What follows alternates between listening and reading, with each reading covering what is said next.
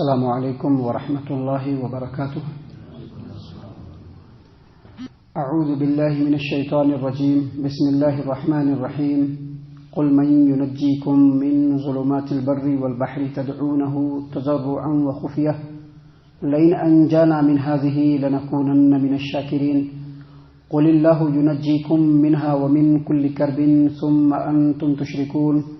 قل هو القادر على أن يبعث عليكم عذابا من فوقكم أو من تحت أرجلكم أو يلبسكم شيعا ويذيق بعضكم بأس بعض. انظر كيف نصرف الآيات لعلهم يفقهون. اے محمد صلی اللہ علیہ وسلم، آپ ان سے پوچھئے کہ سمندر اور خشکی کی تاریکیوں میں پیش آنے والے خطرات سے تمہیں کون نجات دیتا ہے، جسے تم عاجزی کے ساتھ، خاموشی کے ساتھ پکارتے ہو کہ اگر اس نے ہمیں اس مصیبت سے نجات دے دی تو ہم ضرور اس کے شکر گزار ہوں گے. آپ ان سے کہیے کہ اللہ تبارک و تعالیٰ ہی تمہیں اس مصیبت اور ہر سختی سے نجات دیتا ہے، پھر بھی تم اس کے ساتھ دوسروں کو شریک ٹھہراتے ہو. اے محمد صلی اللہ علیہ وسلم، آپ ان سے کہیے کہ اللہ اس بات پر قادر ہے کہ وہ تم پر، تمہارے اوپر سے کوئی عذاب نازل کر دے، یا تمہارے پاؤں کے نیچے سے تم پر کوئی عذاب بھیج دے، یا تمہیں فرقے فرقے بنا کر ایک فرقے کو دوسرے فرقے کے ساتھ لڑائی کا مزہ چکھا دے. دیکھیے ہم کس طرح سے مختلف طریقوں سے اپنی آیتوں کو کھول کھول کر کے بیان کرتے ہیں تاکہ لوگ سمجھ جائیں.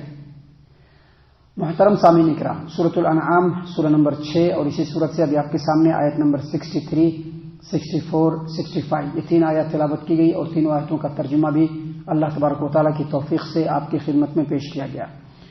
سامعین کرام، اللہ تبارک و تعالیٰ نے اصل میں یہاں پر مشرکین مکہ کو مخاطب فرمایا ہے، لیکن اس کے مخاطب خاص طور سے وہ تمام مشرکین ہیں جو مختلف دور میں مختلف قوموں کے اندر پائے جاتے ہیں.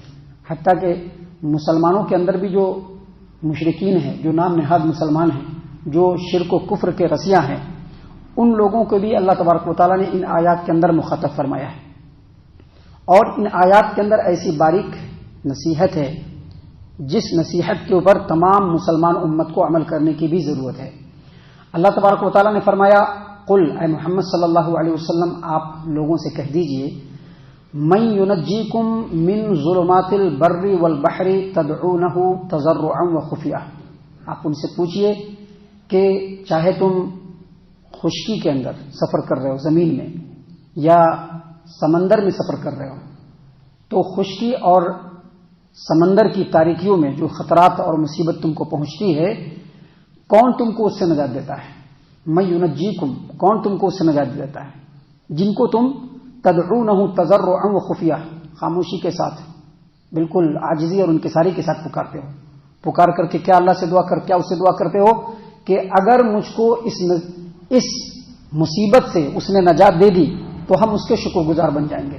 یعنی اللہ تبارک و تعالیٰ اس آیت کریمہ میں یہ بتلا رہا ہے کہ اے لوگو، تم چاہے زمین پر ہو، چاہے سمندر میں، دریا میں سفر کر رہے ہو، اور اچانک تمہارے سامنے موت آ جائے، تو دنیا کی زندگی میں تو تم شرک و کفر کر رہے ہو، دنیا کی زندگی میں لات، عزا اور اس طرح کے جو دوسرے معبود ہیں اس کے چکر میں پڑے ہوئے ہو. دنیا میں تو تم مزاروں کے باباؤں کے چکر میں پڑے ہوئے ہو، مٹی پتھر کے بتوں کے چکر میں پڑے ہوئے ہو، پیپل کے پیڑ اور جو اللہ تبارک و تعالیٰ کی مخلوقات میں سے سورج ہے، چاند ہے، ستارے ہیں، اس کے چکر میں پڑے ہوئے ہو. لیکن جب تم سمندر میں سفر کر رہے ہوتے ہو، جب تم زمین میں کسی مقام پر ہوتے ہو اور اچانک تمہارے سامنے موت آ کر کے کھڑی ہو جاتی ہے، تو اس وقت وہ تمام چیزوں کو بھول جاتے ہو اور بے اختیار اللہ کو پکارنے لگتے ہو، اے اللہ نجات دے دے، اللہ نجات دے دے. یا پھر دھیرے دھیرے کہتے ہو، جیسا کہ اس سے پہلے بتلایا گیا تھا کہ اکرمہ بن ابی جہل رضی اللہ عنہ بھی مسلمان نہیں ہوئے تھے، تو جب ان کو سمندر کے اندر مصیبت اور تکلیف نے آ کر کے گھیر لیا، موت بالکل سامنے نظر آنے لگی، تو وہ خاموشی سے اللہ تبارک و تعالیٰ سے گزارش کرنے لگے کہ اللہ تبارک و تعالیٰ اگر آج میری جان بچ گئی تو میں ڈائریکٹ محمد صلی اللہ علیہ وسلم کے پاس جاؤں گا. تو وہاں پر تو ان کا انٹینشن الگ تھا، اور جو اللہ سے وعدہ انہوں نے پورا کیا انہوں نے اس کو پورا کر دیا اکرمہ بن ابی جہل رضی اللہ عنہ نے. لیکن یہ قصہ تمام مشرکین کا ہے، تمام انسانوں کا ہے کہ سامنے جب مصیبت آ جائے گی تو سب کو بھول جائیں گے، کوئی پیر بابا یاد نہیں آئے گا، کوئی مٹی اور پتھر کے دیوتا نظر نہیں آئیں گے، بس اوپر والا نظر آئے گا. اوپر والے بچا لے. اوپر والے اگر آج بچا لیا، خاموشی سے دعا کر رہے ہیں، اوپر والے اگر آج بچا لیا تو آج کے بعد سے ہم آپ کی ہی شکر گزاری کریں گے، آپ کے ہی شکر گزار بندے بن کر کے رہیں گے، آپ کے ساتھ کسی کو شریک نہیں ٹھہرائیں گے، خالص آپ کو اپنا پکا اور سچا معبود مانیں گے. اللہ نے فرمایا قل اللہ ینجیکم منہا، آپ ان سے کہیے کہ اللہ تبارک و تعالیٰ ہی تم کو نجات دیتا ہے. لیکن اس کے باوجود اللہ تبارک و تعالیٰ ہی تم کو من کل کرب، ہر مصیبت اور ہر تکلیف سے نجات دیتا ہے، لیکن اس کے باوجود ثم انتم تشرکون، پھر بعد میں تم اللہ کے ساتھ دوسروں کو شریک ٹھہرانے لگتے ہو. کیا مطلب یہ کہ اس طرح کے حالات تو ہر انسان کے ساتھ اس کی زندگی میں آتے ہیں، لیکن جو مشرک ہوتا ہے جب اس وقت مورچے پر پکڑاتا ہے تو اللہ سے وعدہ کرنے لگتا ہے، لیکن جب مصیبت ٹل جاتی ہے تو اس وعدے کو بھول جاتا ہے اور اللہ تبارک و تعالیٰ کے اختیار میں، تصرف میں ایسے ہستیوں کو شریک کرنے لگتا ہے جس کے بارے میں کوئی دلیل نہیں ہے، کوئی دلیل نہیں ہے. دنیا کے اندر جتنے بھی اللہ تبارک و تعالیٰ کو چھوڑ کر کے لوگوں نے معبود بنا رکھے ہیں، اس کا کوئی دلیل نہیں ہے. اللہ تبارک و تعالیٰ نے اس قرآن کریم کے ایک ایک آیت کے اندر اس چیز کی تردید فرمائی ہے. آج لوگ اس قرآن کریم کے دشمن کیوں بنے ہوئے ہیں؟ کیونکہ یہ قرآن کریم جو ہے یہ ان کے مزاج کے خلاف ہے. بعض لوگوں کی دشمنی بہت کھل کر کے ہے، قرآن کریم کو مٹا دینا چاہتے ہیں، نیست و نابود کر دینا چاہتے ہیں. بعض لوگ قرآن کریم سے دشمنی تو دل میں رکھتے ہیں لیکن زبان سے نظر نہیں آتی، ان کے عمل سے نظر نہیں آتی، عمل سے لگ جاتا ہے کہ ہاں یہ قرآن کے دشمن ہے. تو اللہ تبارک و تعالیٰ نے اس میں اسی طرح سے کھول کھول کر کے بیان کرا ہے. دیکھیے اگلی آیت میں اللہ تبارک و تعالیٰ نے کیا فرمایا. اللہ تبارک و تعالیٰ نے فرمایا قل، اے محمد صلی اللہ علیہ وسلم آپ لوگوں کو بتلائیے، هو القادر على ان يبعث عليكم عذابا من فوقكم، وہ اللہ تبارک و تعالیٰ اس بات پر قادر ہے کہ تمہارے سر کے اوپر سے تم کو عذاب بھیج دے، او من تحت ارجلکم، اور اللہ تبارک و تعالیٰ اس بات پر بھی راضی ہے، اس بات پر بھی قادر ہے کہ تمہارے پیر کے نیچے سے زمین بھیج دے. اور پھر آگے بھی کہا او یلبسکم شیعا ویذیق بعضکم بعض بعض، اور اللہ تبارک و تعالیٰ اس بات پر بھی مکمل قدرت رکھتا ہے کہ تم کو فرقے فرقے بنا کر کے ایک دوسرے سے الجھا کر کے ایک دوسرے سے لڑائی کا مزہ چکھا دے. دیکھیں یہاں پر 3 طرح کے عذاب کا ذکر کیا اللہ نے. لوگ کہتے ہیں کہ نہیں امت کا اختلاف بڑا رحمت ہے، لوگ کہتے ہیں امت میں جو اختلاف ہے، یہ جو فرقے فرقے بٹے ہوئے ہیں، ایک فرقے والا دوسرے فرقے کو، دوسرے فرقے والا تیسرے فرقے کو مختلف قسم کی باتیں سنا رہا ہے، یہ اللہ کی طرف سے رحمت ہے. اللہ کہا کہ نہیں یہ عذاب ہے. اللہ نے 3 طرح کے عذاب کا ذکر کیا ہے. پہلا عذاب جو آسمان سے نازل ہوتا ہے. آسمان سے نازل کون سا عذاب ہوتا ہے؟ اللہ تبارک و تعالیٰ اوپر سے کڑک بجلی، طوفان، باد باران کو بھیجتا ہے جس سے انسان اور جانور سب تباہ و برباد ہو جاتے ہیں. زمین کے نیچے سے عذاب کیا آتا ہے؟ زلزلے آتے ہیں، زمین دھس جاتا ہے، لوگ اس کے اندر آبادی کی آبادی غرق ہو جاتی ہے. یہ 2 عذاب کا ذکر اور تیسرے عذاب کا بھی ذکر ہے. تیسرا عذاب جانتے ہیں کیا ہے؟ کسی بھی قوم کے اندر جو اختلاف ہوتا ہے نا، وہ اللہ تبارک و تعالیٰ کا عذاب ہے. کسی بھی قوم کے اندر اختلاف ہوتا ہے، چاہے وہ مذہبی اختلاف ہو، چاہے وہ سیاسی اختلاف ہو، چاہے وہ جماعت اور جمعیت کا اختلاف ہو، یہ بھی اللہ تبارک و تعالیٰ کی طرف سے عذاب ہے. یہ کوئی رحمت نہیں ہے بلکہ اللہ کی طرف سے عذاب ہے. نبی صلی اللہ علیہ وسلم کے زمانے سے پہلے بھی یہ عذاب آیا ہے اور نبی صلی اللہ علیہ وسلم کے زمانے میں بھی یہ عذاب رہا ہے. آپ تاریخ کا مطالعہ کریں گے تو نبی صلی اللہ علیہ وسلم کے بعثت سے ٹھیک پہلے، آپ صلی اللہ علیہ وسلم کی پیدائش سے ٹھیک پہلے مکہ کے اندر ایک جنگ ہوئی تھی، جنگ فجار، اور مدینے کے اندر ایک جنگ ہوئی تھی، جنگ بعاث. آپس میں لوگ لڑے تھے. ایسی لڑائی ہوئی تھی کہ گھرانے کے گھرانے اس میں جو ہے تباہ و برباد ہو گئے.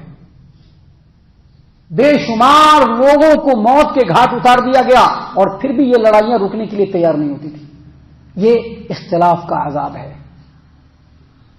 اللہ کے رسول صلی اللہ علیہ وسلم نے ان عذابوں سے اپنی امت کو محفوظ رکھنے کے لیے دعا مانگی کہ اللہ تبارک و تعالیٰ ایسا عذاب میری امت کے اندر نہ آئے. اللہ میرے امت کے اوپر ایسا عذاب نہ آئے کہ جس سے میری پوری امت تباہ و برباد ہو جائے. اللہ تبارک و تعالیٰ میری امت کے اندر ایسا اختلاف نہ ہو کہ میری امت اس اختلاف میں الجھ کر کے تباہ و برباد ہو جائے. تو اللہ تبارک و تعالیٰ نے 2 دعاؤں کو قبول کر لیا. یہ جو آسمان سے عذاب آتا ہے اس دعا کو بھی قبول کر لیا، زمین سے جو عذاب آتی ہے اس دعا کو بھی قبول کر لیا، لیکن اختلاف والی دعا کو اللہ نے قبول نہیں کیا۔ کیوں؟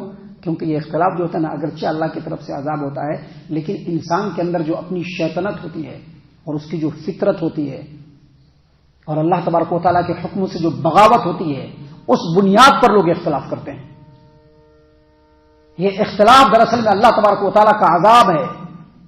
آج یہ امت وحدت، اس کی وحدت کو لوگوں نے اسی فرقہ بندی کے اختلاف سے پارا کر کے لوگوں کے سامنے اس امت کو ذلیل و رسوا اور مقہور و مغلوب بنا دیا۔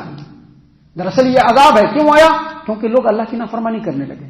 اللہ نے اسی بات کو یہاں پر بیان فرمایا ہے کہ اللہ تبارک و تعالیٰ اس بات پر قادر ہے کہ اللہ تبارک و تعالیٰ تمہارے سر کے اوپر سے عذاب نازل کر دے۔ اللہ تبارک و تعالیٰ اس بات پر قادر ہے کہ تمہارے پیر کے نیچے سے تم پر عذاب نازل کر دے، اور اللہ تبارک و تعالیٰ اس بات پر بھی قادر ہے کہ تم کو اختلاف، تمہارے درمیان فرقہ بندی کا اختلاف اللہ پیدا فرما دے۔ کیوں؟ تمہارے نافرمانیوں کی وجہ سے۔ اللہ کو چاہت نہیں اختلاف کی، تمہاری نافرمانیوں کی وجہ سے اختلاف ایک دوسرے سے ہو اور لڑائی کا مزہ چکھا دے۔ اللہ نے کہا انظر، دیکھو تو کیف نصرف الآیات، اللہ کیسے کھول کر کے پھیر کر کے اپنی آیتوں کو، نشانیوں کو بیان کرتا ہے۔ کاہے بیان کرتا ہے؟ کیوں بیان کرتا ہے؟ لعلہم یفقہون، تاکہ لوگ سمجھ جائیں اور سمجھ کر کے اختلاف سے باز آ جائیں۔ محترم سامعین کرام، یہ سب باتیں ہیں جو اللہ تبارک و تعالیٰ نے تمام انسانوں کی اور خاص طور سے مسلمانوں کی نصیحت کے لیے بیان فرمائے ہیں۔ ہم اللہ سے دعا کرتے ہیں کہ اللہ تعالیٰ ہم تمام کو ان تمام باتوں کے اوپر خوب غور و فکر اور تدبر کرنے کے ساتھ ساتھ ان باتوں کے اوپر عمل کرنے کی بھی توفیق عنایت فرمائے، آمین۔ اللہ تعالیٰ ہم تمام کو صحیح معنوں میں پکا سچا مومن مسلمان بنائے، اللہ اور اس کے رسول صلی اللہ علیہ وسلم کی اطاعت و فرما برداری کرنے والا بنائے، صحابہ کرام رضی اللہ عنہم کے طریقے پر چلنے والا بنائے، جنت الفردوس میں جگہ عطا فرمائے۔ اے اللہ ہم تمام کو جہنم سے پناہ دے، اے رب العالمین ہم تمام کو جہنم سے پناہ دے، اے مالک الملک ہم تمام کو جہنم سے پناہ دے، آمین یا رب العالمین۔ وما علینا الا البلاغ المبین۔ الذي نزل الفرقان على عبده ليكون للعالمين نذيرا